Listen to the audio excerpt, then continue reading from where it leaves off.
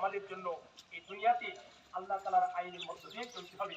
আল্লাহ রাব্বুল আলামিন আমাদের সকলকে সবাইকে আল্লাহর পথে, ইসলামের পথে, কোরআনের পথে, নবীর পথে তারা তৌফিক দান করেন। সকলকে পাঁচ ওয়াক্ত নামাজ পড়ার তৌফিক দান করেন।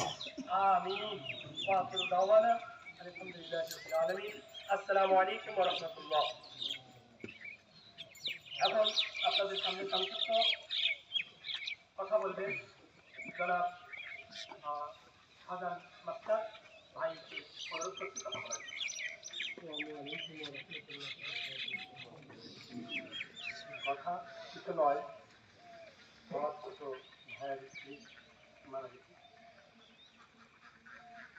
মহিলা মানুষ তার বাড়ির বাইরে যায়নি, হয়তো আমার মহল্লার আমার আত্মীয় স্বজন বাড়িতে আইসে দেখে, গ্রামের অনেক মানুষ দেখে আইসে, তার ব্যবহার আক্রমণে যদি দিয়ে থাকেন আল্লাহ রস্ত মনে থেকে মাফ করে দেবেন।